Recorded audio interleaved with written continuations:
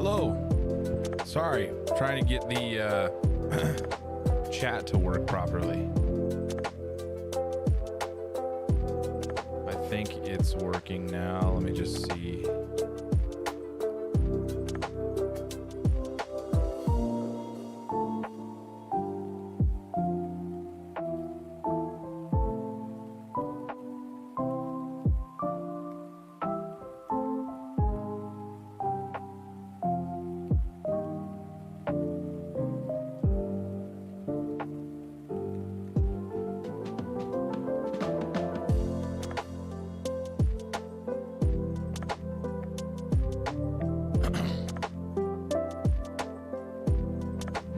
Chat's working now. I don't know why it keeps doing that every video. It's annoying. Okay. Turn down the music a little bit. Now you guys should be able to hear me a little better. Hello, hello. Good to see everybody. So the goal for today is we need to talk a little bit about Illustrator. We need to go over to the assignment for this week. And I do have a little bit of a slideshow to go through with you just to talk about some things. But first I want to talk about the assignment really quickly.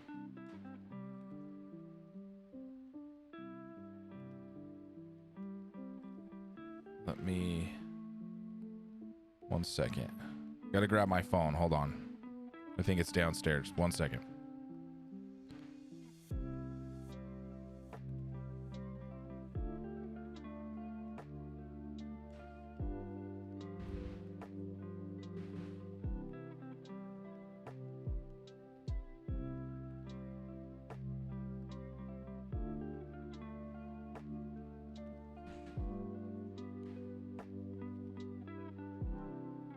Nope, just kidding. It was right here.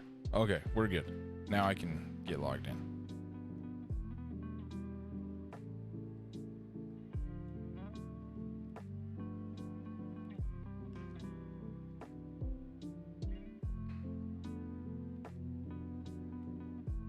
So just some housekeeping things for you guys too, for class in general. I know your wonderful TA has been working on getting a bunch of your grades in, so hopefully those are coming through quickly. Also, we need to sorry, the lab will be open today is what my brain was like, thinking about 3 different things at the same time. The lab is open today at your normal lab time, so I know some of you are probably watching this at home, so it's not mandatory that you go, but for those of you that may need to go down there and get a file off the computer or something, the lab is open. Okay. Let's jump into the assignment that we're jumping in for today though. So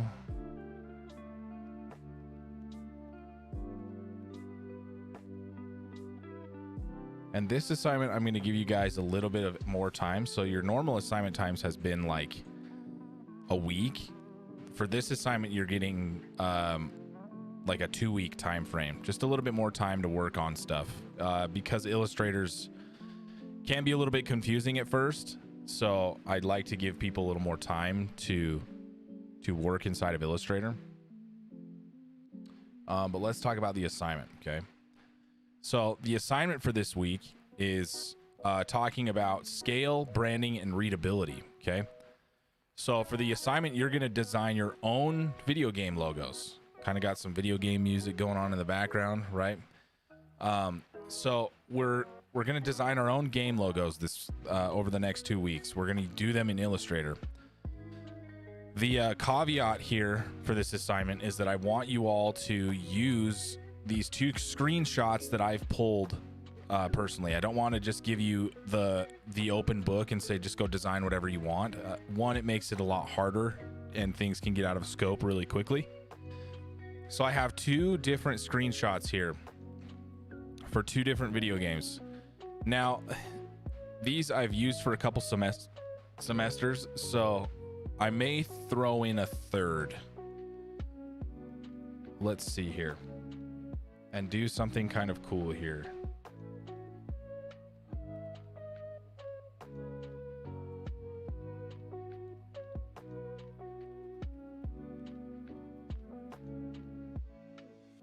Because I'd like to just throw a little bit of variety in there.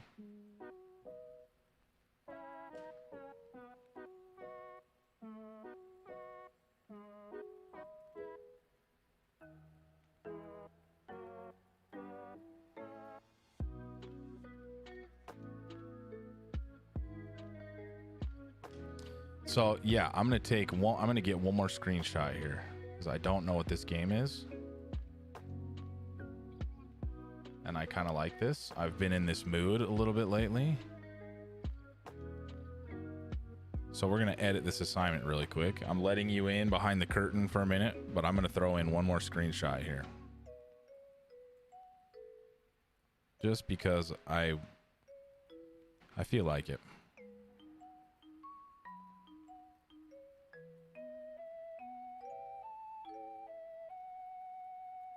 Some of you may know this game. I don't know this game.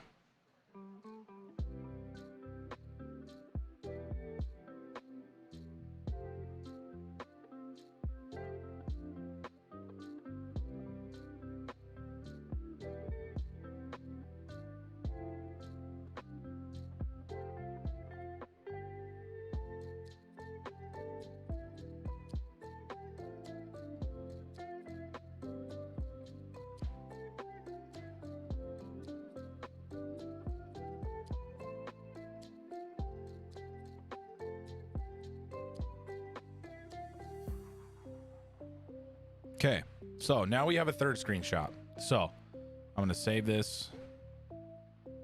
I just wanted to throw one more thing in here because I've been using these for a minute, but 3 different screenshots, okay?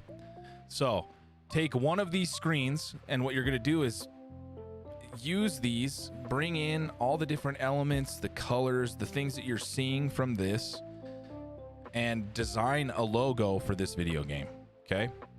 So here are some examples of recent logos. I just kind of threw in some. There's some pretty iconic ones in here. You know, Pokemon, Overwatch, Mortal Kombat, some Gears of War, right? These are really bold, beautiful logos, right? Some on the more simplistic side with the Roblox, right? So, but I want you to design a logo for me for one of these screenshots. I mean, it's for the entire game itself, but just based off of the screenshot, build me a logo, okay? So, we're going to talk about some things today in the lecture here. We're going to talk about color, size, emphasis, things that help you create eye-catching designs, okay? Remember that sometimes less is more in a logo design, right? The more stuff you keep putting on there, remember that it can sometimes take away from the overall design and detract from the message of what you're trying to portray, right? So here are your screenshots. I need to edit this to say here are your 3 screenshots. Here are your 3 screenshots. So you only need to choose from one of the following, right? You don't need to do a logo for all 3 of these screenshots. Just pick one, okay? But I'm just trying to keep you guys in scope, okay? So, any questions, throw them in the chat if you got any questions about the assignment overall. You have 2 weeks to work on this, so it's more time than we've had on any previous assignment, which is kind of nice, okay? I'm gonna fix this a little bit. It's not looking right at me. So, it's a little bit more time than we've had on previous assignments, which is a good thing, right? More time is always good. It also gives us a little bit of time for me to come in and review and help a little bit, especially next Monday.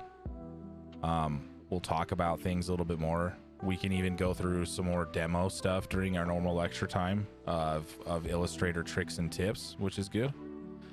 I do a lot of logo designs. I even do them on the side for companies. So it's kind of bread and butter for me at this point. So I can help with that.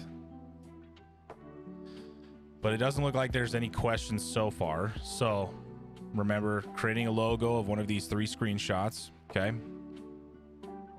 How's the audio, by the way? Is the music too loud? Can you guys hear me okay? I think it's set up properly. It shouldn't be too loud. Somebody give me a quick audio check and tell me if it's okay. Because it's loud in my headphones because it helps me focus, but I want to make sure that you guys can hear what I'm saying over the mic, right? So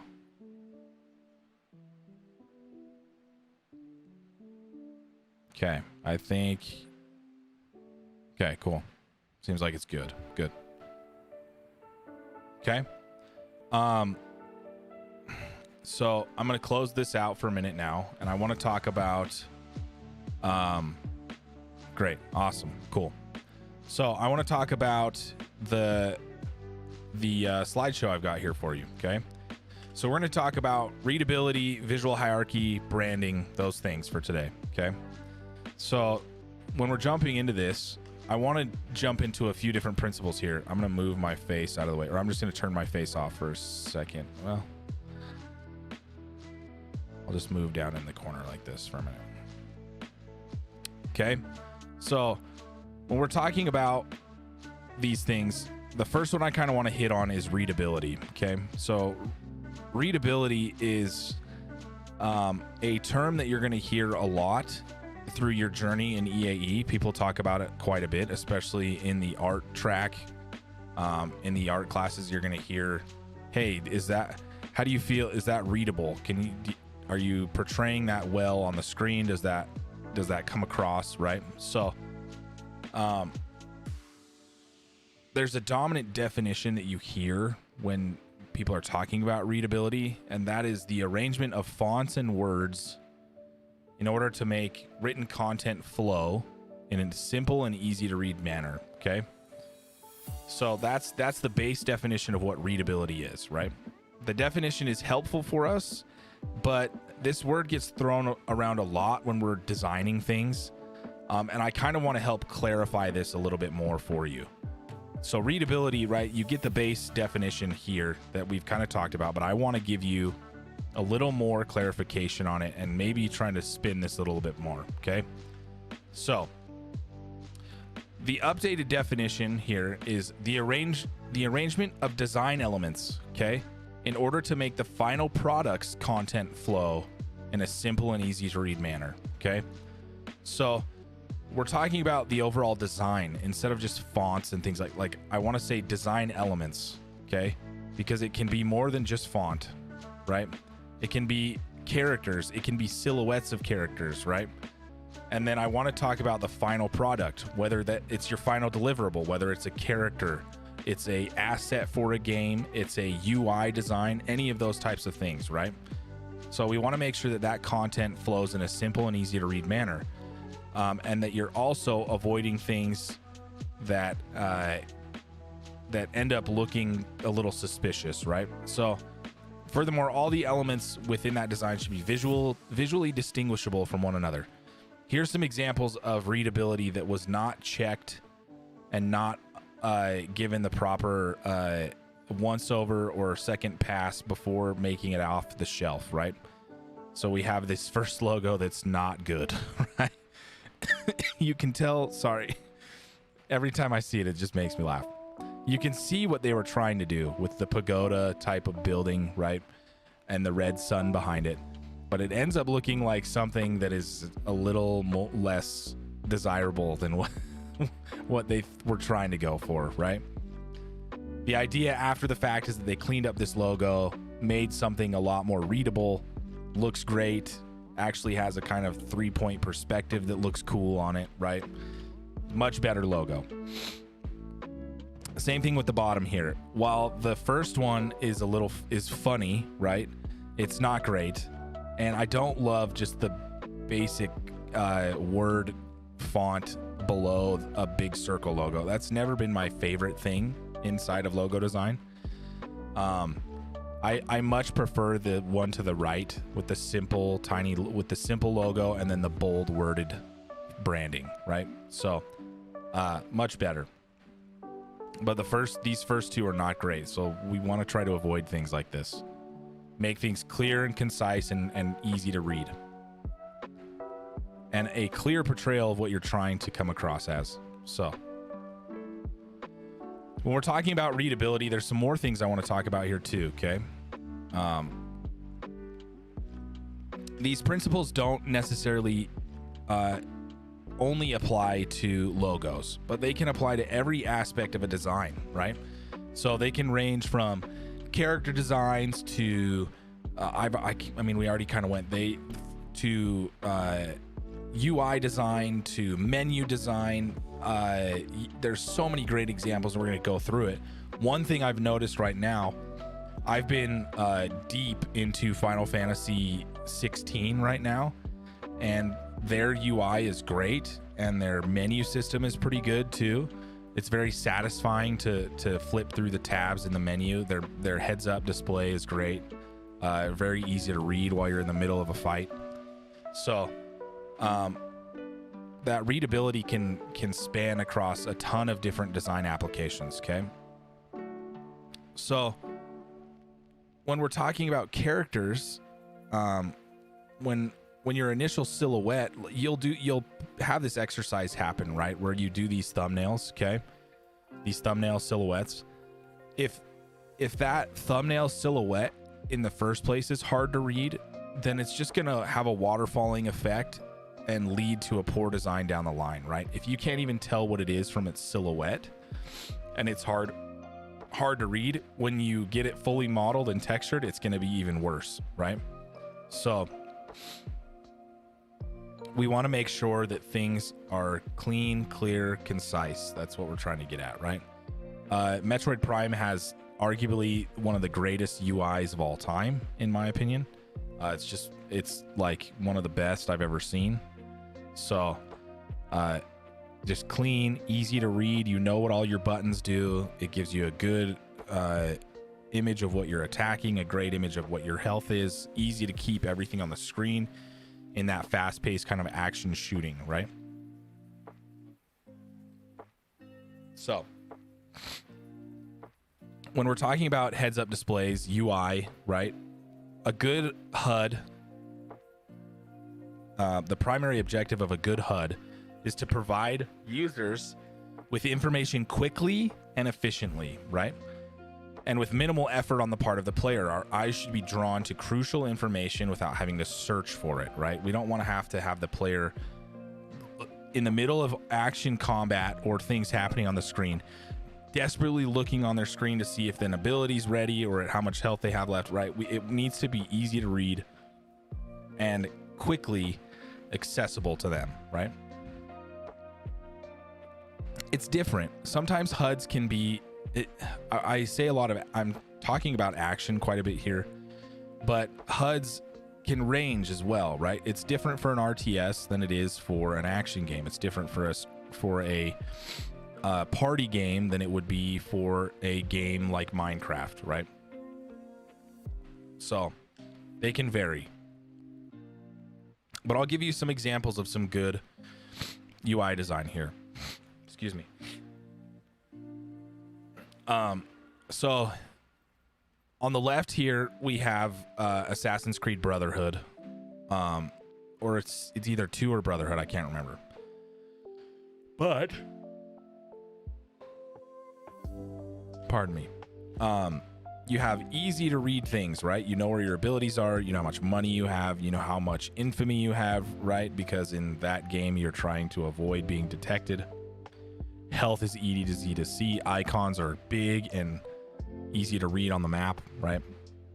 Pretty simple UI, and it's kind of it hasn't aged all that well, but it's something that's been evolved over time, right? This form of UI is used everywhere now, right? On the right hand side we have Persona 5, which has arguably one of the most beautiful displays and menu systems I've ever seen, right? Just so stylish and very well done. Very interesting and easy to understand what's happening, right? I like what I'm looking at all the time. It's like eye candy the whole time, okay? And then on the bottom right is one of the most interesting UIs I think I've ever seen. This is from Dead Space, right? I believe your player's health and their energy is displayed on your character's back, So you don't even have anything else on the screen other than those two objects showing you what's going on, right? Pretty interesting. But also easy to read and easy to see. Okay, so we've talked a little bit about that. I want to jump into the next thing here, which is visual hierarchy, okay? So visual hierarchy is used to rank design elements and influence so that the order you want your users... Sorry. Visual hierarchy is used to rank design elements and influence in the order you want your users to view them, right? So you're using principles like contrast and scale and balance. You can use these to help establish these elements in their rightful place in the design, right? And make sure that the most important elements in that design are standing out, right? So before this image, we have the scuba diver and the whale and some bubbles, right? All of them are occupying similar spaces on the screen. There's nowhere for you to go, okay, this thing is important. It's all just kind of there, right? But we use a little bit of scale. And after the fact, you know, we now have a visual hierarchy, right? We have the large whale that kind of pulls your eye in, and then you look around and you can see the smaller bubbles kind of occupying the space, and the mid-sized scuba diver right there, right? So it just creates things that look more interesting, okay?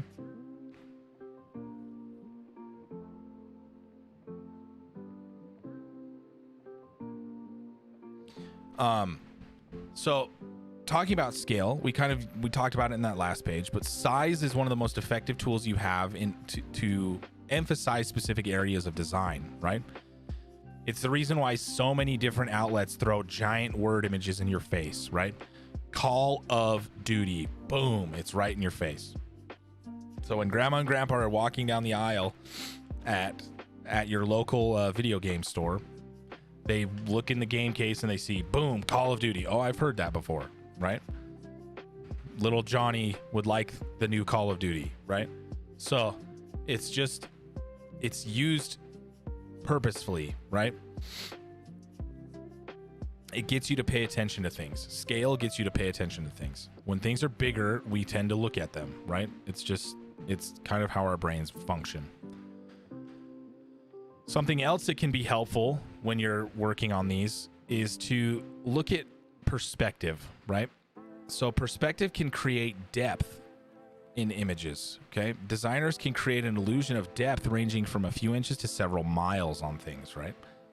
But we generally perceive larger objects as being closer than similar smaller objects, right? So these objects will usually command attention before any other design element on the page. So if we take a look, I've got another example here, right? Before, we have the guy sitting at his desk. Everything is on the same plane, right? It's kind of all jumbled up on the desk. It's all the same, similar sizes. It's hard to read what's happening here. Now we change the perspective over the top. Now we're at like a top-down sort of ISO view a little bit, kind of. More top-down than anything else. But now we can see a good chunk of things on the desk. Things have scale and they're organized in a different manner.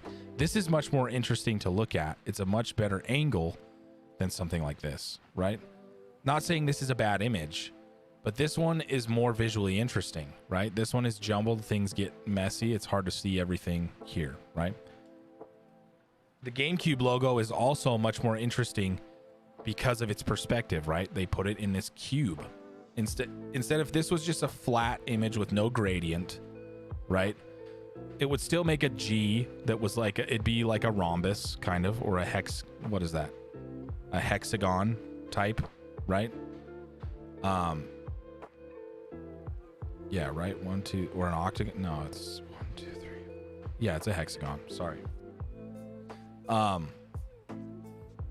But it wouldn't be as interesting, right? A hexagon with like another smaller one in the center is just not very interesting, right? But because they made it this cube, it's a lot more visually interesting. The gradient also helps create this sort of illusion effect happening on it, right? So talking about color kind of transitioning, right? They use that gradient and those colors to help make things look nicer and stand out, right? Talking about color and contrast. Just like size, bright hues can usually draw a greater attention than duller colors, right? For example, if I write this sentence on this slide right here, right? The one thing that stands out to you in your brain, you're going to immediately be drawn to this green word here, right? So if a single word in a sentence is highlighted with a brighter color, it's going to stand out to the reader, right? Because it's highlighted. Just is how it works. So dramatically contrasting colors can emphasize specific areas in the design. Sometimes it can work better than even a gentle scale, right? Placing red on a green background will have a greater impact than something red on an orange background because of that contrast, right? Red on this dark gray background stands out a lot more than red on a white background probably would, right? So, Miles, they do a great job here of also demonstrating the venom power that he has, and that bright orange is going to draw you into. So you've got the big bold letters that say Spider-Man, right? And then the sort of bright orange happening on the cover as well. They just do a good job of trying to. They have some focal points for you to look at, and they draw you in, right? But specifically looking at the logo, the Spider-Man in bold with the Miles Morales contrasting in the other font. This is I like this, right? It's pretty subtle, but is interesting to look at. So here's where contrast can go wrong, right? Designs that use too many contrasting colors can lead to unorganization and incohesive products. Same can be said for using color schemes that don't adhere to principles of color theory, right? If we're not thinking of like complementary colors and things like that, it can get really out of whack. This screenshot hurts my eyes, right? It's just a horrible page. You have text going over the top of dark text going over the top of dark colors. This sort of rainbow spectrum is just burning your retinas, right? With the 3D letters across the top from using Microsoft Word to auto-generate 3D letters for you. It just is not great, right? And it's the red over the top of red. It's just not good, okay? So there's a lot of things happening here that are just not doing this page any favors, okay? So as we jump into more talk about contrast here, color choice and contrast can drastically affect your audience's ability to discern the background from your design, right? It's why we have to spend time discussing color and perspective, okay? So these colors here are, while they are contrasting, they tend to hurt your eyes a little bit, right? The pink on the green, it tends to burn. Like these are contrasting, but they're not great. Where if we come across to the Tom's Place thing that's happening here, you get this classic sort of bright color on a dark background, the white to sort of balance it out. This is contrasting in a way that makes sense, while this hurts your eyes, right? So I have a few more thoughts on visual hierarchy, right? There are several other principles of visual hierarchy, but I wanted to just talk about a few that would impact your work on this upcoming assignment, right? There's an amazing article that I pulled some of this information from. If you follow this link, I'm going to send out the slides to the Discord. If you follow this link, there's a whole article that goes through all this, and it's great. It's just a quick read, something really nice to look through, okay? The last thing, since we are doing logos, I want to talk about branding a little bit, okay? So, as we're going through here, a brand is a feature or a set of features that distinguish one organization from another, right? A brand is typically comprised of a name, tagline, logo, or symbol. We're working on logos and maybe even symbols this week, right? So they sometimes will have a design, a brand voice, more things, you know, there's so many things that can go into a brand, but those are just a few of them, right? It also refers to the overall experience a customer has when they interact with that business, right? Some of you will understand that Cocoa Puffs as a kid were the best thing on planet Earth because you saw the commercials with the dumb bird. and he was cuckoo for Cocoa Puffs. There was no commercial that was talking about being cuckoo for Cocoa Roos, right? While Cocoa Roos are a very similar experience to Cocoa Puffs, they're not nearly as cool. And when you walk down the aisle at the store, you were always begging, you were always begging people to, like begging your mom or dad to buy you the Cocoa Puffs, right? What's up, JD? So yeah, like there's more things here too. We have more. So we're going to change our thought process here about branding. Okay. I want to talk about this in a game perspective. So the definition that we had originally was it's a feature set of features that distinguish one organization from another. We're going to change that definition to a set of features that distinguish one game from one another, right? A brand is typically comprised of name, tagline, logo, symbol. We talked about this already. But we want to reflect the overall experience that the customer has when interacting with this game, right?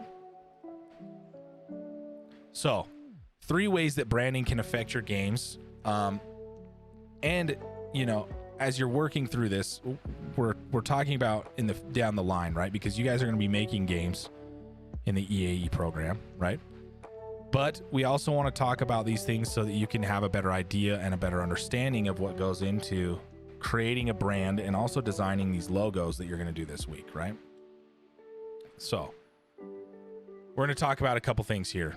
Mascots, right? We've got these lovely mascots that we've seen from different companies over the years, right? We've got our buddy Mario, right? He's everybody's favorite. You've got Master Chief from the Xbox. I can't really think of any other mascot outside of maybe Marcus Phoenix from Gears of War. You could do a car for Forza, but Xbox doesn't have a ton of mascots. They had Blinks, the cat, back in the day. But these are mascots that are huge. And I have Jak and Daxter on here because they were kind of PlayStation's attempt at making one of these sort of mascot characters. You could say that Ratchet and Clank is probably the more beloved series, right? And the more beloved character duo. And it probably is now because Jak and Daxter's kind of been left to the dust.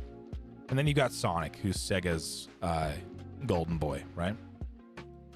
Tons of mascots you could have done. You could have done any number of mascots here, but these are just some that I grabbed, right? So, pros and cons to using these mascots as your branding, right? It's the most versatile. It really is. Licensing of all manner of products, t-shirts, boxer briefs, blankets, bedspreads, everything and anything can have that mascot on it, right? It's easy and low-hanging fruit. You just ship it out. You put Mario's face on something, it's probably going to sell, right?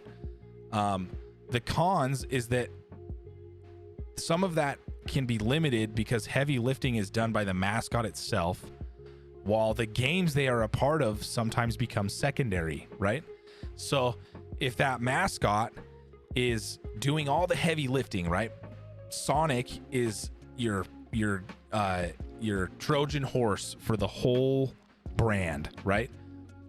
And you're selling all this merch of Sonic. His games haven't been that great as of late, right? So those games become secondary and people just kind of forget about the games and they just care about Sonic. So there can be some things that end up hurting you overall with the mascot. I'm not saying that's going to happen every time, but it can. So the next thing to talk about here are mega franchises, right? So these are all franchises you've all heard of. GTA, Gears, Call of Duty, Battlefield, Final Fantasy, right? When you lock into a mega franchise, there are things that are super beneficial for your brand and for your company overall, right? Your mega franchise can have a huge impact on pop culture, right? Call of Duty, GTA, Gears of War, Halo, all these things are huge impacts on pop culture. They're the next big thing that everyone's talking about, right? Fans know what to expect when they see something from your franchise. They see a Call of Duty, they go, oh, I know what that is. They see the next Battlefield, they kind of know what that is. Gears of War, they know what that is. Forza, you know, you're relying on these mega franchises. Sequels are easier to design because you've got the formula down pat, right? And they just are money. It's like printing money for these things, right? As long as you keep putting out quality and consistently good games, right? You are seeing the downfall of some of these mega franchises right now, while you're seeing the rise from the ashes for some of these other mega franchises. Halo is in a decline right now. Call of Duty is what it is. People are going to continue to buy it. Grand Theft Auto hasn't put out a new game in 18 billion years, right? I know they're working on something, but they've released GTA 5 100 times now. So the franchise has complete control in these situations, right? Once you've made that design, you are locked in, and sometimes it can be to your detriment. However, some companies can pull through that. Final Fantasy right now, you're seeing a resurgence in the popularity of Final Fantasy. They are releasing games that are vastly different from their prequel titles, right? The new installment of 16 is a much different game than Final Fantasy 7 was on the PS1, right? It's a much different game than Final Fantasy 10 or 12. But as they make these evolutions into more action-oriented combat, they're going to lose some fans, but they're also going to bring on new fans and new blood, which kind of helps. Where it's much harder to do that with some of these bigger franchises. If you change something in Call of Duty, the entire community of Call of Duty gets upset, right? So the mega franchises are money. It's just printing money. But if you lose quality and consistency, it starts to be a problem, right? One of the other ones here we've got, I think this might be our last type of branding here, is studio branding, where you are now relying on the name of your studio to be that brand, right? Not many companies can do this. You have to be a heavy hitter to brand in this way, right?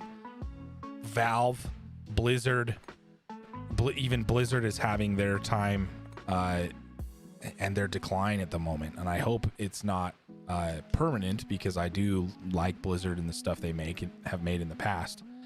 But you're seeing what can happen when you use the studio as the branding, right? From Software has continually put out banger after banger. Elden Ring was a massive hit. Devolver Digital is a publishing company, but they, publish crazy amounts of indie titles that are all just hit after hit after hit, right? Valve, we've been listening and loving Valve forever, right? So when you go through this process, this is the most rewarding type of branding, right? It means you've made it, right? Consumer group they're actively interested in your success. People love From Software. They don't care what it is they put out. The game sells itself. They see From Software on the box, they're going to buy it, right? They see Valve is creating a game, they're going to buy it, right? So the cons for this is that if you betray your studio branding and you lose the hearts of your consumers, it's over. It's over. It's done, right? Blizzard did that, and they are hurting for it. Blizzard had that huge controversy, and they betrayed the hearts of their consumers. Their consumers didn't know that what was happening behind closed doors at the studio, and it got out to the public, and now Blizzard is bleeding money. They are hurting right now. Who knows if they'll recover? They might. They're a big company. They've tried to get bought up by Microsoft. That's falling through. We'll see what happens, right? But destroying your studio branding can be detrimental and is often unrecoverable, right? So while this is the most rewarding, it is also the most detrimental if you mess it up, right? So the last thing to talk about here is building a brand takes time and effort. Okay. And, you know, that time and effort is spent with, you know, building that experience, designing, you know, games that people want to play. It's a long road, but it can be super meaningful and very rewarding at the end. Okay. That's all I've got to say on those things. I will post these slides to the Discord. Okay. But I want to jump into Illustrator a little bit here for a minute. So we're going to get a little bit of an intro into Adobe Illustrator. So let me get this pulled up here. And we're just going to go through kind of the basics of Illustrator.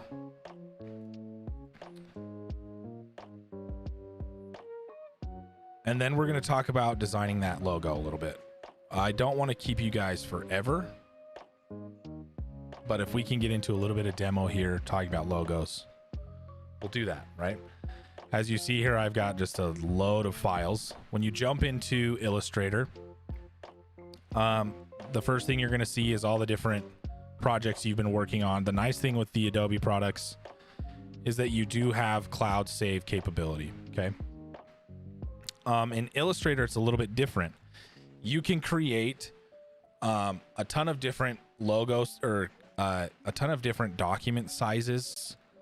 There's some other things here like feet and inches and yards, like because sometimes you're designing things that are going to get printed on a huge canvas, right?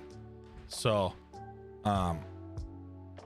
there's so many different things to work with here. Usually I'm just going between pixels and points here.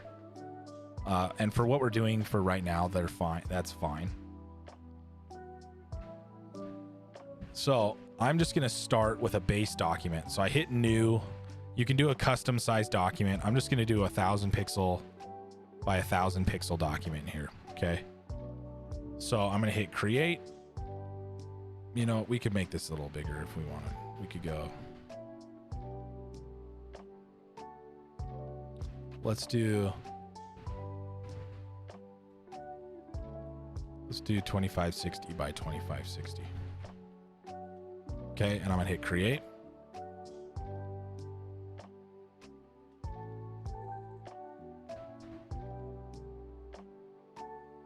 When this opens up, it'll just be a nice square. Okay, cool. So we're just starting with a base document here. Some of you might end up with something looking a little bit different over here because I've messed with my UI a little bit, but we'll talk about that because I can show you how to change it. I think it's the essentials.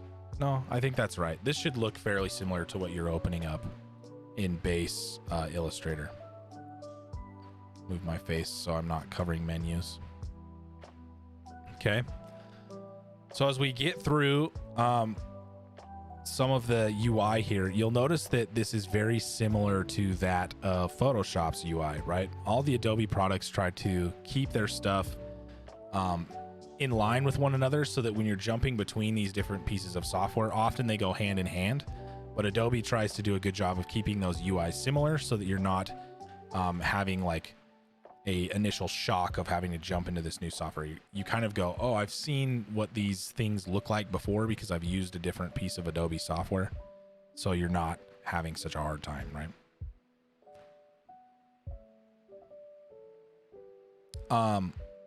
So the first things I want to kind of talk about, right? You have your canvas here, right? The nice thing that you'll notice right off the bat is that zoom to scroll is baked in to Illustrator. Also, middle mouse and drag just pans your stuff on your screen. So much better than Photoshop. I don't know why you can't just middle mouse and drag your document in Photoshop. Like right out of the box. Vanilla Illustrator lets you do this right out of the box. Zoom to scroll, right? And middle mouse to pan. It's so much nicer. Okay. Also, you have the same sort of sidebars that you do to that in Photoshop. You have your top menu where you go through File, Edit. There's some different things through these menus. Excuse me. We probably won't get through all of these today, but that's okay. On the left-hand side here, you have your selection tool, your direct selection tool, pen tool, a bunch of other tools, okay? The thing to know about Illustrator that's different than Photoshop is that Illustrator is a vector-based software, right? Where Photoshop is raster-based. So we're working with pixels in Photoshop, where we're working with sort of mathematically generated lines in Illustrator, okay? But that doesn't mean it doesn't feel similar, right? You can paint inside of Illustrator with a paintbrush, right? It just works a little bit differently because this line that I just painted is now considered a path, right? There's an end to this point and a beginning to this point, and it's generating that image in between, okay? So we want to talk about a couple different things inside of Illustrator, and the easiest way I've found to do that with people is to talk about the shape tool first. So if we jump into the shape tool, let's just draw a basic rectangle on our canvas, okay? So we're going to draw a rectangle, and this will help us understand kind of the simpler parts of Illustrator. So I clicked and dragged. You'll see now I have this square, okay? Over on the right-hand side, you'll notice that I have an appearance tab for this square. There's a fill, there is a stroke, there is an opacity for this shape. So I'm going to give this a base fill of, let's do like a blue color, okay? Actually, let's do something a little harsher. We're going to do a red, okay? So, red square here, right? As we're looking at this square, you'll see that there are a bunch of different things that are popping up on this, and you may have noticed something like this when you're using the shape tool in Photoshop. A little bit different, but similar, okay? So you'll notice that there's these sort of anchor points here and these sort of points at every angle and midsection here on this square. What's happening here is in Illustrator, each shape is built up of paths and points, right? So if we want to change this shape, it's a little bit different than it would normally be in another software. I mean, you can erase parts of this square if you wanted, but you'll notice that now that I erased that, I've created all these points along that erase point as well, right? And now this square is two different objects when I erased it, okay? Instead of it being one image on the screen, now when I erased it, it was almost like I sliced that object, right? So each object in Illustrator is built out of these points and paths. So the main feature of Illustrator is that you have two versions of your select tool.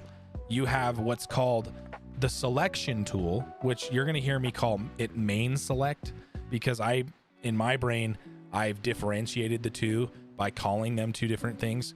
So the selection tool, or main select, which is the black arrow, okay? So this is main select, and you have direct select, where direct select allows you to click and interact with each point and individual path on that shape, right? So now I can get in here, click on each point, each path, and I can directly affect each one of these paths, right? So now I can click in the middle of an object, but you'll see when I do that, it's jumping back over to main select so that I can move this thing around. Okay, but I can change what an object looks like. I can affect that path by clicking on the path with my direct select. I can hover over multiple paths and adjust how this thing looks, right? So the biggest thing to kind of wrap your brain around when you're first jumping into Illustrator is understanding the difference between direct select and main select. Main select, I can change the size of an object. Really think of it as affecting the entire object as a whole or individual elements of that object. So I can get in here and change all these different things. I now have these different anchor points I can mess with to create really interesting shapes really quickly. So that's the main difference between Photoshop and Illustrator, is the two different forms of selection that you have for these objects. Now, the bread and butter of Illustrator relies in its main tool, which is the pen tool. Okay. So the pen tool is a crazy tool and is something that's going to take a little bit of time to getting used to, because it's point-to-point drawing, but at the same time, you also have the ability to point and on the next point, click and drag and create curves.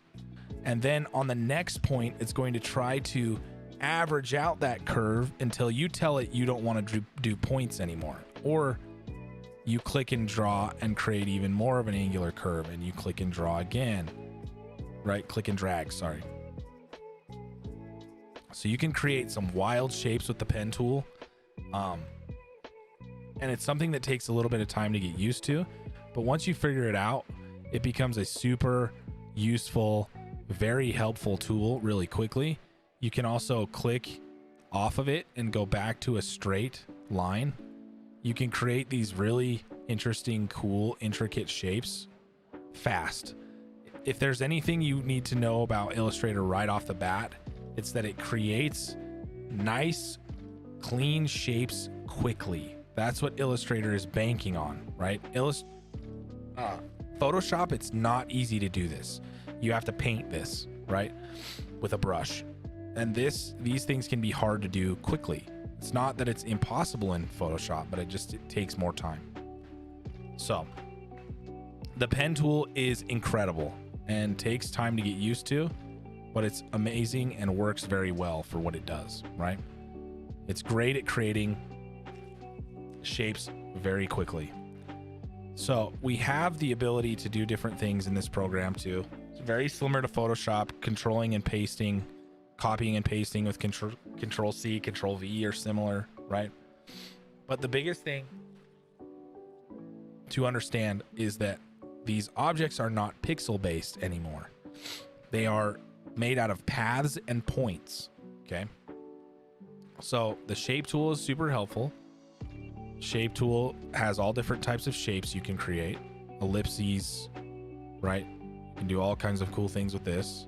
You have the polygon tool, which allows you to create different types of polygons. You can create, all different interesting shapes and sizes of objects. Just by clicking with that polygon tool, you can add more sides to that polygon. Now we can make a pentagon, right? So it just depends on what you're trying to build. So with that being said, you've got even more tools in here. The star tool is an interesting one. You can create a star with a bunch of different sides and segments.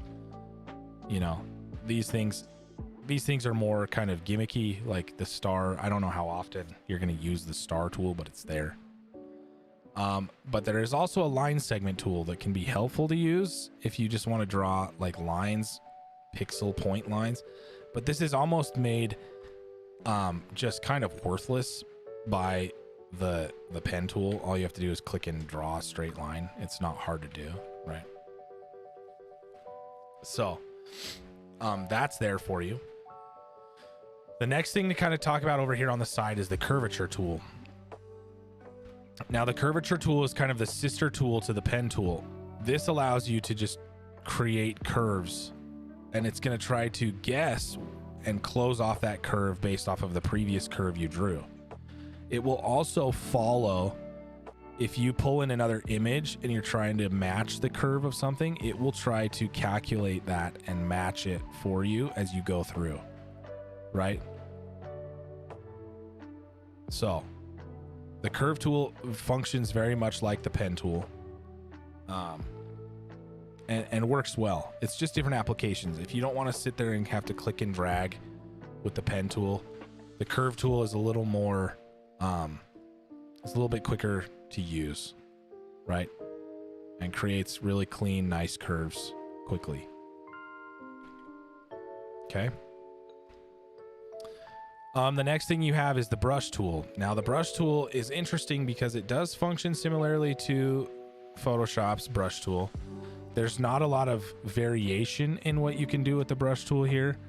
There are some different brush tips that you can use, but you'll notice that now that when you click on this thing, like it does do like kind of a stroke here. There are some brushes you can download from the internet, but the baked in vanilla brushes are not as versatile as the ones in Photoshop, right?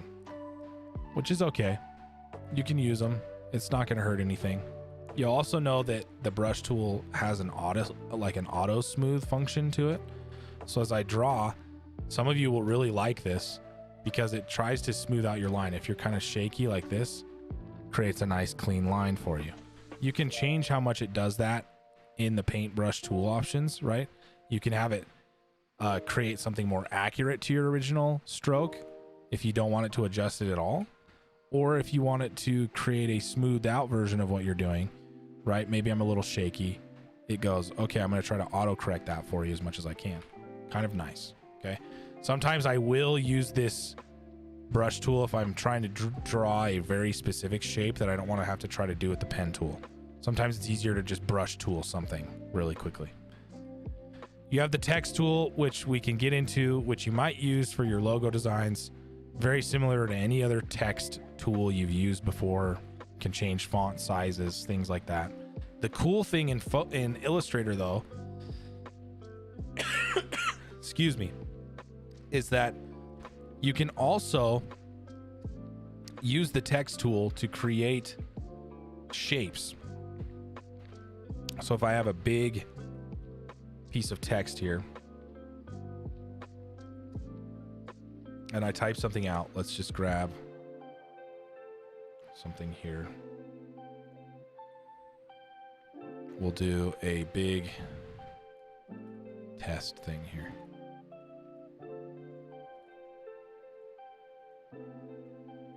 Oh, come on.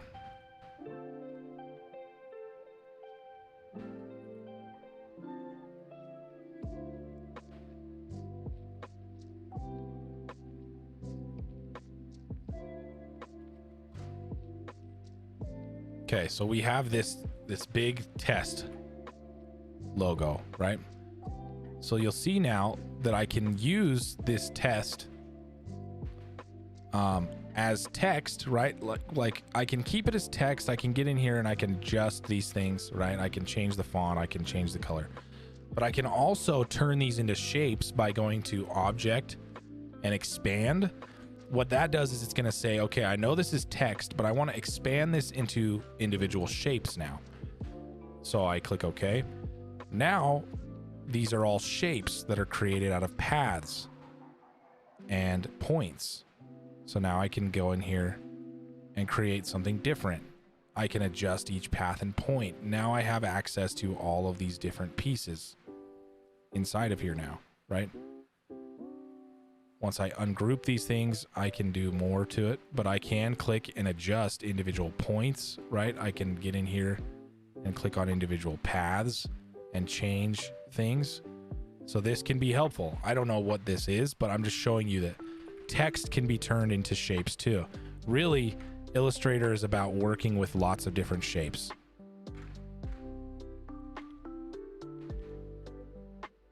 So if I get into this now, I can just delete this off of here. But anyways, text tool, very similar. You have some other things here. You have the rotate tool, which helps you rotate objects. Inside of the rotate tool, you have some other things. You have the reflect tool, which it's hard to say exactly how well this works. It's difficult. There's one, like, you can use it to flip objects over an axis. So like if I take this object here, we use the reflect tool, we click here, it's going to flip that object over the axis, right? So you can reflect things really quickly. There's other ways to do this tool through the menus. Like I could Control C, Control V this object, and I could just object, transform, reflect this over the 90 and do the same thing. And that's what I end up doing more often than not. That's just a tool that has that baked in. Some other cool things that you can do inside of here are with paths, they can be fused together, right? So let's say I wanted this to be a singular object now, right? But these aren't touching here. So if I go to my direct select and I click and drag over those two endpoints there, if I go to object, path, and I go to join, it's going to join those two paths together for me now, right? With the pen tool, I can also close off this object too by clicking on these 2 points, closing that off, right? So the pen tool can be used to close off shapes too. The pen tool can also be used to delete points off of a path. So as I'm going through here, if I'm in direct select and I go back to the pen tool, you can see if I hover over different anchors, I can delete them out, right? So let's say I don't want these 2 anchors in here. I can delete them out, or I can go in and add my own anchor points along these lines, which gives me more versatility in what I can do to change the shape of this object, right? So it's just giving you more flexibility to change what an object looks like, okay? It's a lot to take in at first, and can be a little bit confusing to use, but there are some great features and functions inside of the software that work very well. What I want you to do is I want you guys to just kind of start pulling in your logos today, but I will have a quick exercise for you to do in Illustrator in Wednesday's lab with the TA. This should just take that 50 minutes to go through and get you comfortable with Illustrator, okay? But today what I want you to do is get in there, get your hand dirty with Illustrator, right? I want you to get in, sort of move around, play with the tools, decide which screenshot you're going to use, right? Wednesday, I will have an assignment for you to go over with your TA, just a quick lab assignment that gets you comfortable. And then you can spend the next week and a half working on your logo designs, okay? I would try to demo some stuff today in here. I mean, I can, but I'd rather you guys get a little bit more comfortable with it. I've thrown a lot at you right out the gate here. So, take a minute to get used to and get comfortable in Illustrator, and I will throw up an assignment for you guys to work on Wednesday in the lab really quickly. Okay. Pick out what you're going to do for your character. If you feel comfortable in Illustrator, go for it. Go ahead. I might, for the next 20 minutes or so, pull in what image I'm going to use and build out a quick logo just so you guys can see. But don't feel like you need to do that right now and pull in your image. But I'm just going to give you a little bit of demo time. Assignment 4. Let's see.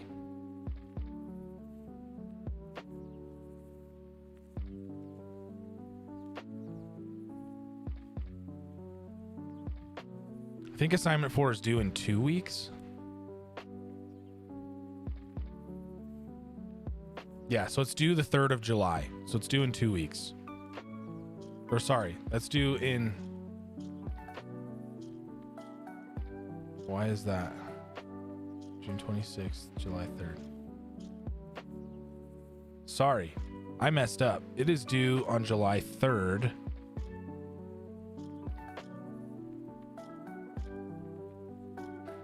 Maybe we need to rethink things here a little bit. I thought I had 2 weeks for this. Maybe we only have 1. Oh, no, I think that modeling assignment is 2 weeks. Okay, scrap that. Let's forego I won't put an assignment up for Monday. Let's go through and demo a little bit of stuff right now, because I don't want to give you guys an assignment on Wednesday that would take time away from you working on this.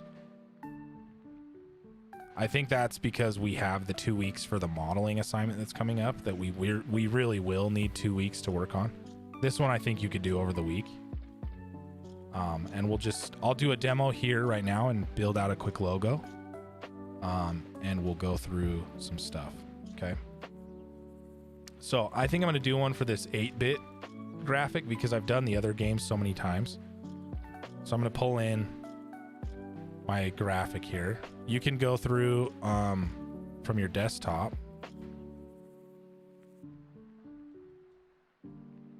and grab that. Just pull this in.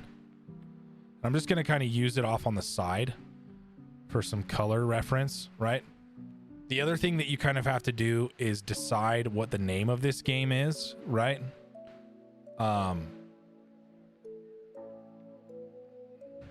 But that's okay. So decide what the name is, and then you can build a logo for it. The other thing that I like to do is just get some reference images or some ideas of things in the past. So with these 8-bit games, I kind of like to take a look at what other 8-bit style games have done in the past for their logos. So like Final Fantasy is pretty straightforward. But if we look at like Undertale has an interesting logo, it's kind of just text. Right? That's fine. These sort of RPGs like Phantasy Star.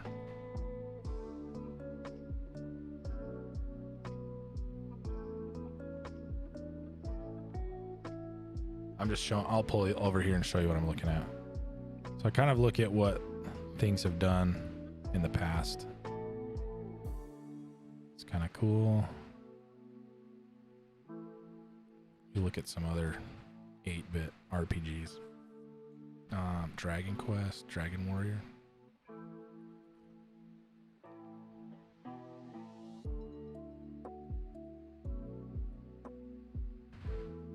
It's kind of cool.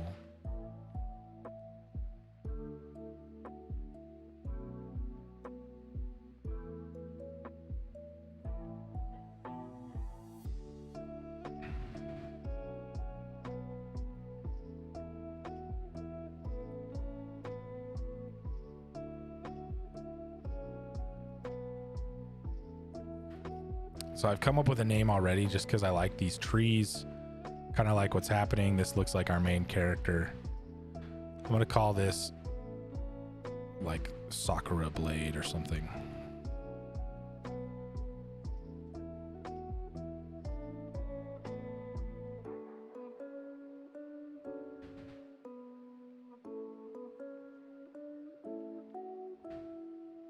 And this is not the text I'm going to use. I'm going to try to play with shapes here a little bit.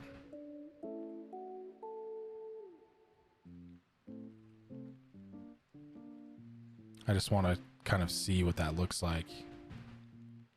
Maybe I do.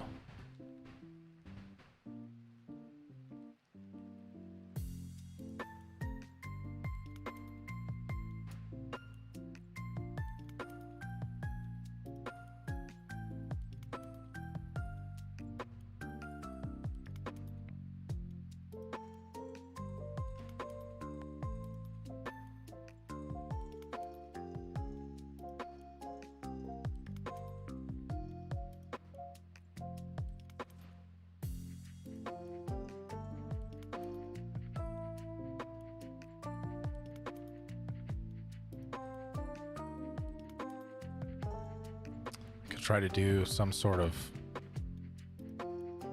let's see, kind of like the idea of this.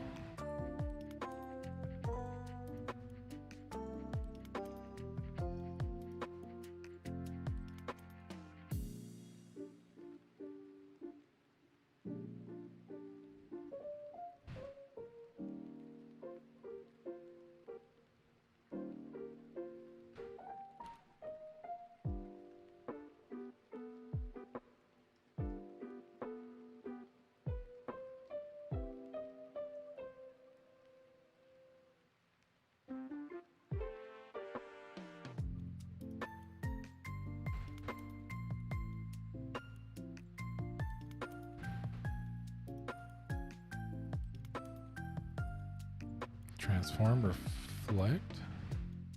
Oh, this is off 90. There we go.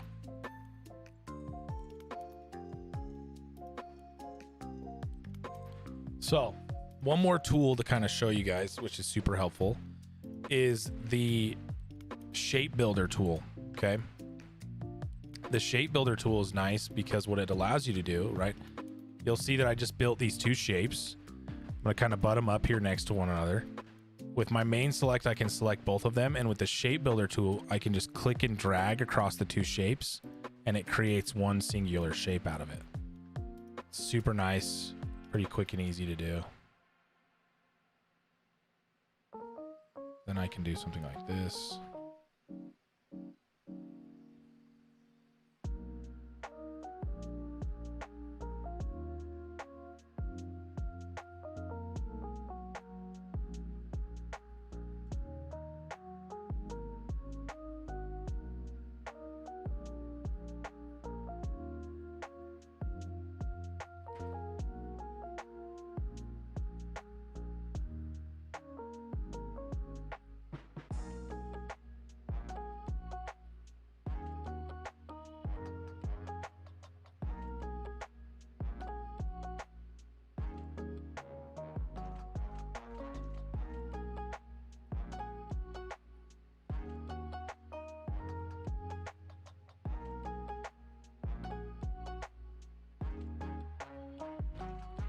I'm just going to reflect this one again. Object, reflect. Transform, reflect. Over the 90. Okay.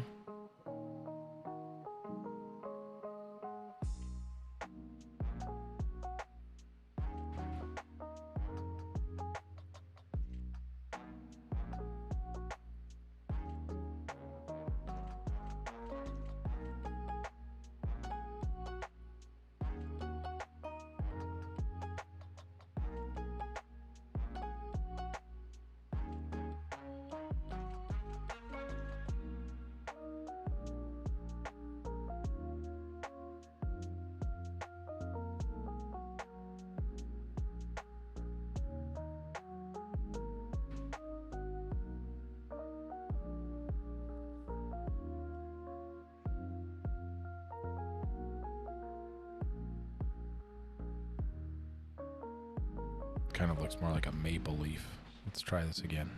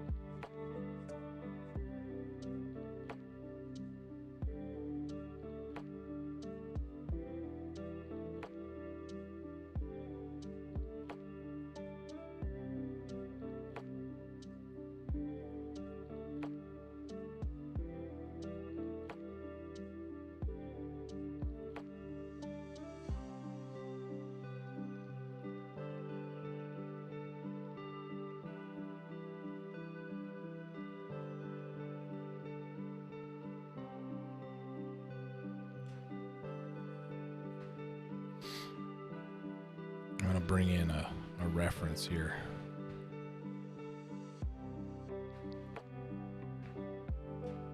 I'm thinking of doing something where I do like the flower sort of sliced in half. So let's do something like this.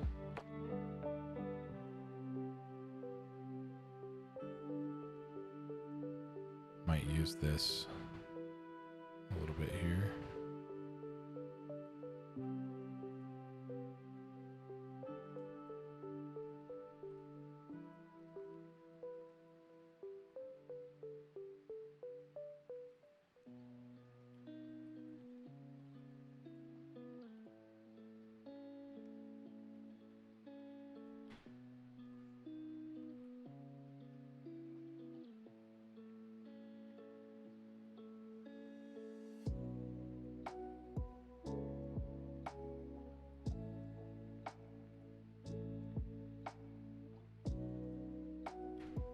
Okay. Just trying to get that one curve, then I can build this myself.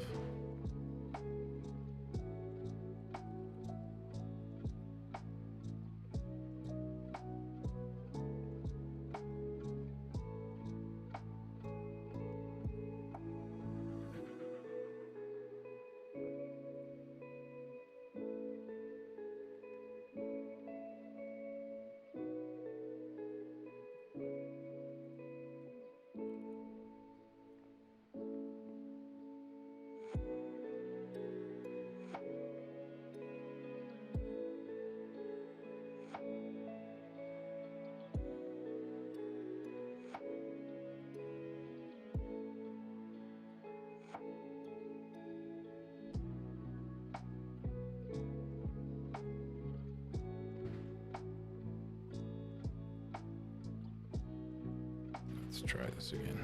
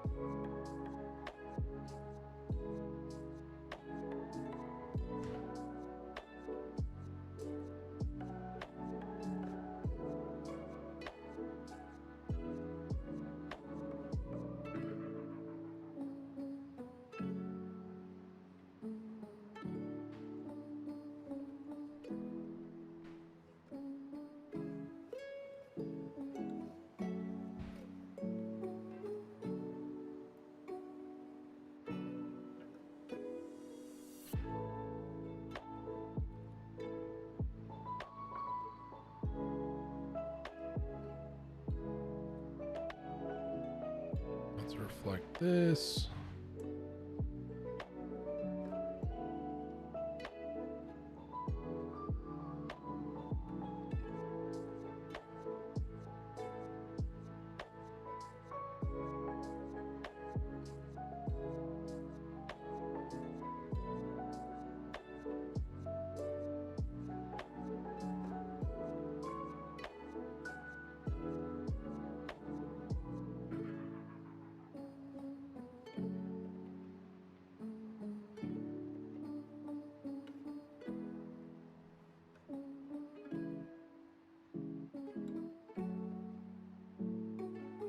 So then we just take this and do the stroke with no fill.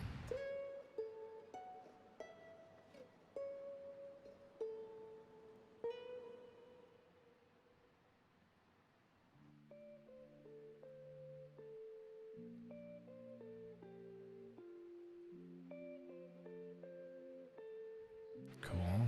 Okay.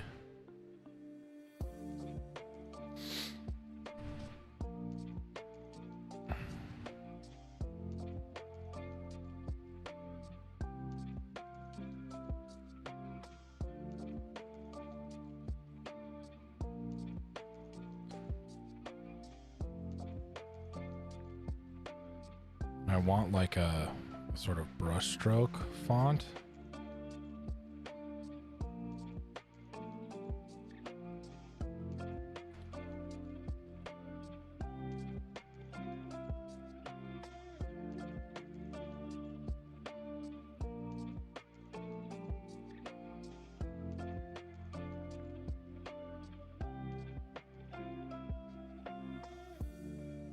Give me 1 second. I'll be right back. 1 second.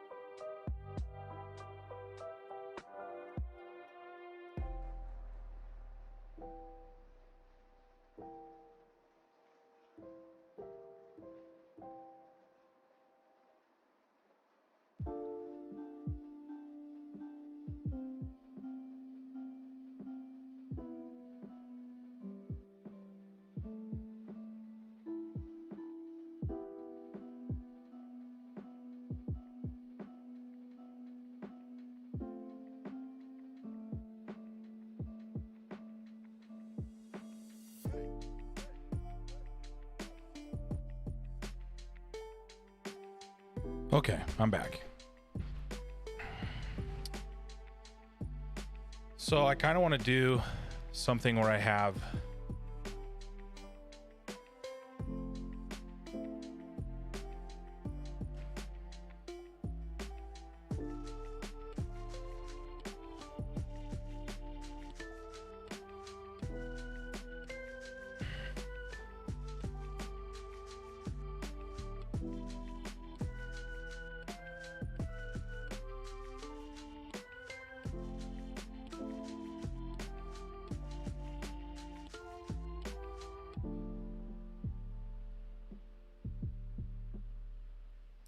let's see.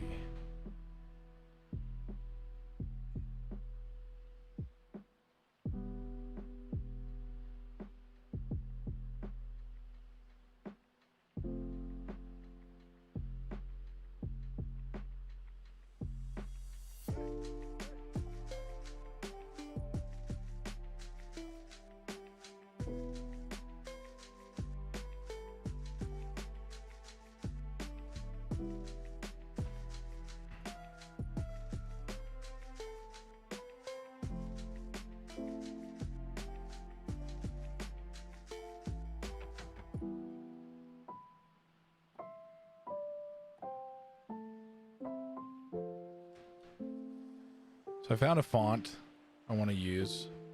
I don't mind if you guys find fonts to do it, but I'd like for you to try to design some things too. And I might use this just as reference for a minute.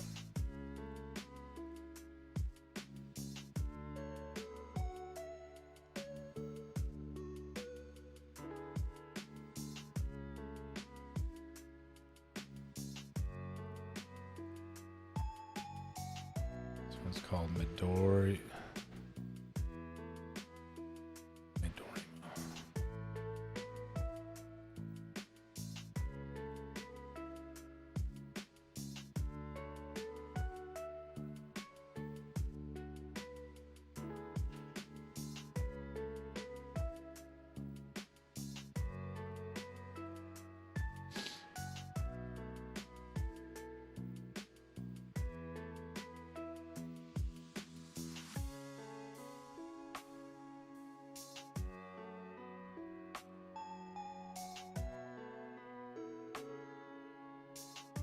Depending on exactly what I want to do with this. So something here that you can do is you can ungroup or you can expand these. Right? We talked about that. And now I can do something where I ungroup under object ungroup. So now each one of these letters are their own individual shape. And I can kind of play with this more.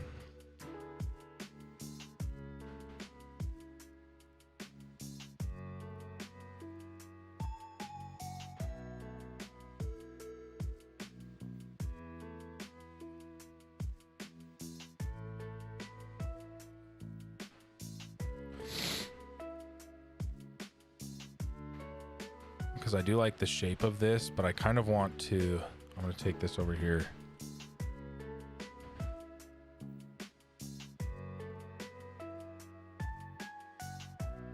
And I kind of want to do something like this.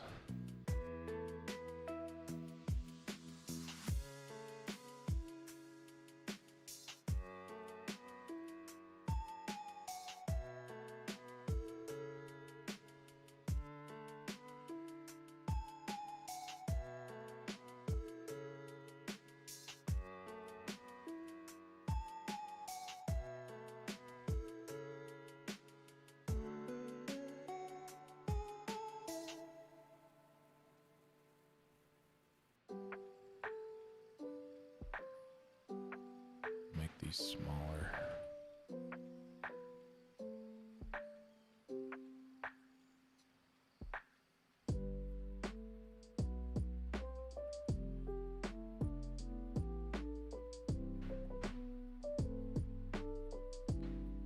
So make the stroke a little bit smaller on these. I'm just kind of blocking this out at the moment, right?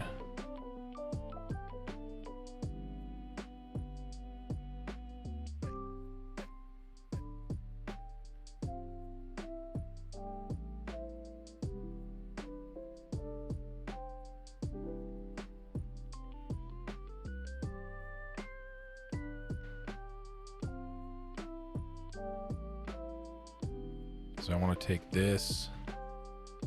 I might adjust this a little bit more.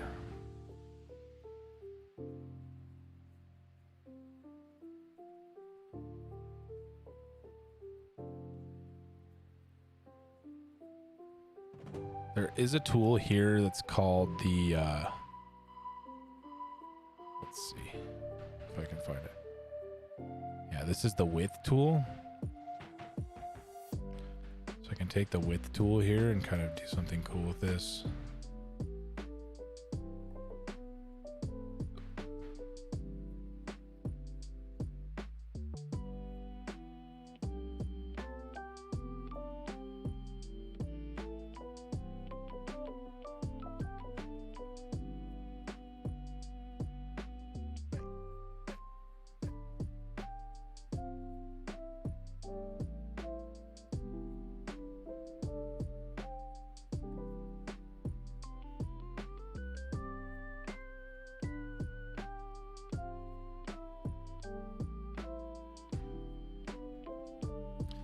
So my thought is to take this and kind of slice it through.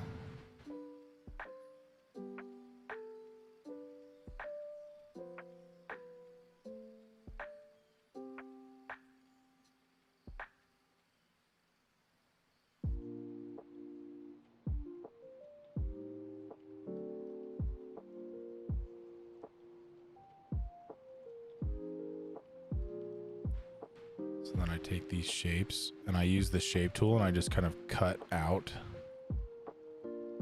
the center of each one of these objects here. So it goes something like this.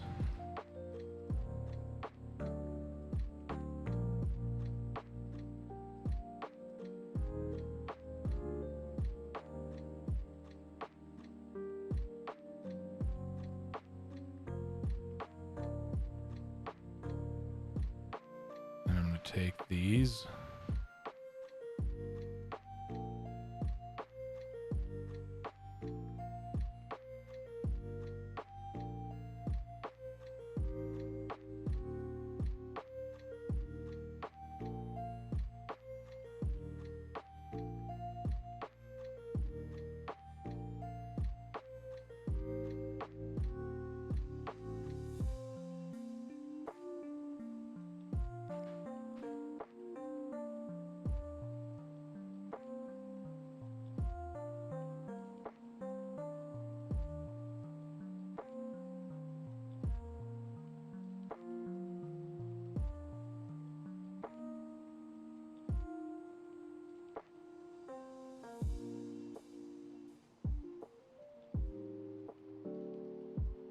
Okay, there we go.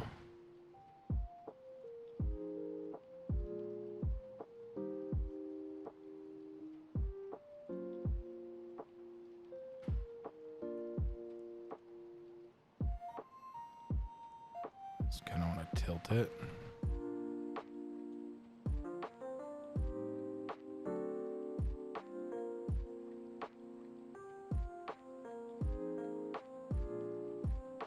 Maybe not that much, just a little bit.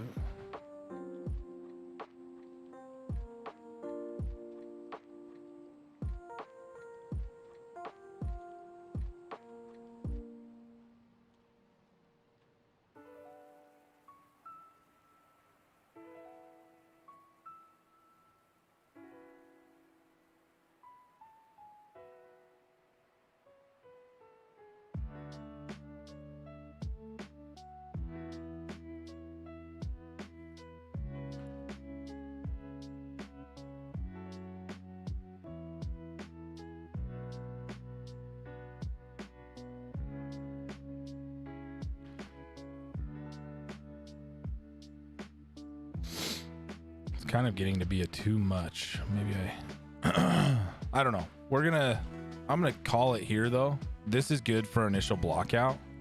I want to do something where I have blade in here too.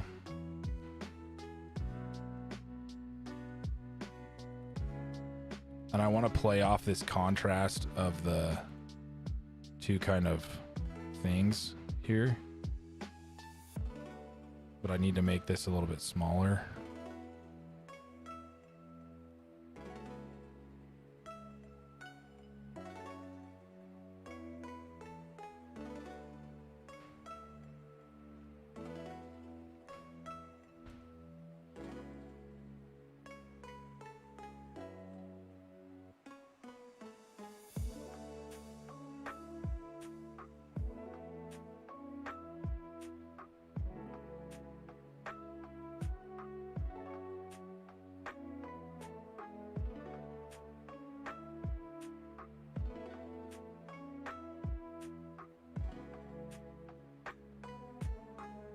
I want to play off of it somehow like that. But we'll get in there. This is good for blockout phase. And then next week on Monday, I'll try to kind of finish this up. We may change how this flower looks a little bit too. I'm not sure. Might just have the flower in the background.